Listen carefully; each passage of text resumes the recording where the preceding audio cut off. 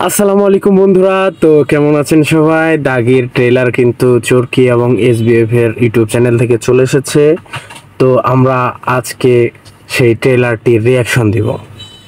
তো চলুন শুরু করা যাক।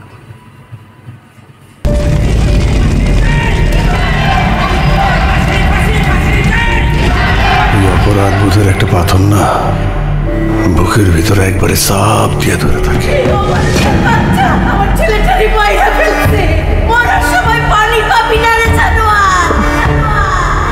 এই 14টা বছর আমি আল্লাহর কাছে একটা দোয়াই করছি, সবাই যেন আমার মাফ করে দেয়। হঠাৎ সাইডা দিল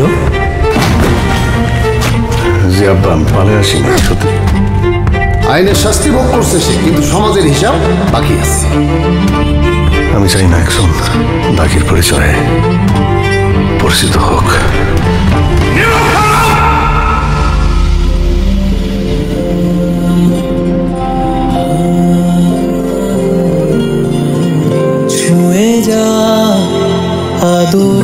গানটা কিন্তু খুব সুন্দর। জেল থেকে আমি অনেক আশা নিয়ে বেরিয়েছিলাম যে সবকিছু হয়তো ভাগের মতো হয়ে যাবে, কিন্তু সবাই আমার সব আশা ধ্বংস করে দিয়েছে।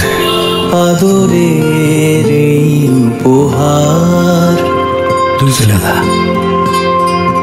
আমি মার্ডার কেসের আসামি ছিলাম। अब भूल गए हमें, लेकिन हम नहीं भूले। এখন পলিটিক্স করি, খেলা হবে। निशान गद्दारी अमित जिंदगी को माफ करे ना। जान का बदला जान, एकला एकला आज भी तू। যেমন সেলিম হটাই দিছে, আফরান নিচুর কথা তো বলতে হবে। এই হেলিকপ্টারটা কিন্তু অ্যানাউন্সমেন্ট টিজারের দেখিয়েছিল। ক্ষমা চাইতে অনেক সাহস লাগে, অনেক ক্ষমতাশালী পতন হয়েছে ক্ষমা চাই নাই বলে।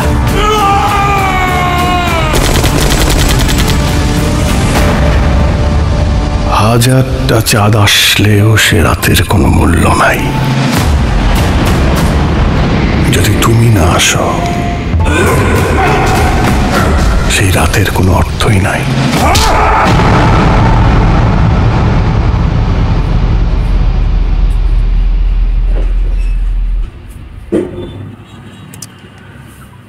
হাজারটা চাঁদ আসলেও সে রাতের কোনো মূল্য নাই যদি তুমি না আসো। সে রাতের কোনো অর্থই নাই। তো আমার কাছে কিন্তু ট্রেলারটা বেশ বেশ বেশ ভালো লেগেছে। আপনাদেরকে কেমন লেগেছে অবশ্যই কমেন্টে জানাবেন।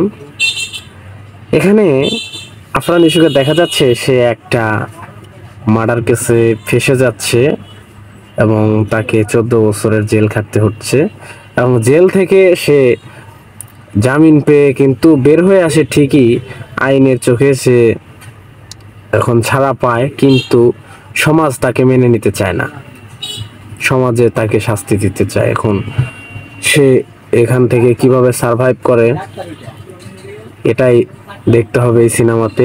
আর এখানে বিট্রেয়ালের একটা গল্প থাকবে, তমা মির্জা তার সাথে বিট্রে করে, এরকম একটা ঘটনা থাকবে। আর শহীদুজ্জামান সেলিম পুরা ফাটাই দিছে। আফরান নিশোর কথা তো বলতে হবে না নতুন করে, সে তো অভিনয়ের বস। তো এবারে সবচেয়ে যে আমার প্রথম দিক দিয়ে আমি বরবাদ দেখব, তারপর অবশ্যই দাগি দেখব, তারপর যদি জঙ্গলি দেখব, জঙ্গলির পরে মোশাররফ করিমের চক্কর দেখব। চক্করটা যদিও আমার কাছে মানে সিনেমার ভাইবটা দিতে পারেনি, সেটা ওয়েব ফিল্মের মতো মনে হয়েছে। ওয়েব ফিল্ম, এটা ওটিটি রিলিজ দিলে খুব ভালো একটা কালেকশন করতো। যাই হোক, এটা সিনেমা হলে মুক্তি দিচ্ছে তারা, দেখ সমস্যা নেই, দেখব। কিন্তু কনসেপ্টটা কিন্তু খুব ভালো।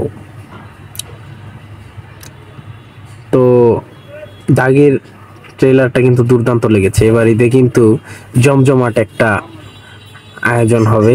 ঈদে বরবাদ ভার্সেস দাগি।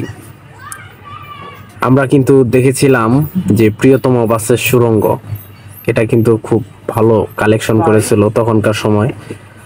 এখনো কিন্তু এটার খুব ভালো চান্স আছে, কারণ আফরান নিশো ডাগি নিয়ে 2 বছর পর, সুরঙ্গর 2 বছর পর ডাগি নিয়ে এসে ব্যাক করছে। অবশ্যই গল্পটা ভালো হবে। তো ভিডিওটা ভালো লাগলে অবশ্যই লাইক, কমেন্ট এবং শেয়ার করবেন। ধন্যবাদ।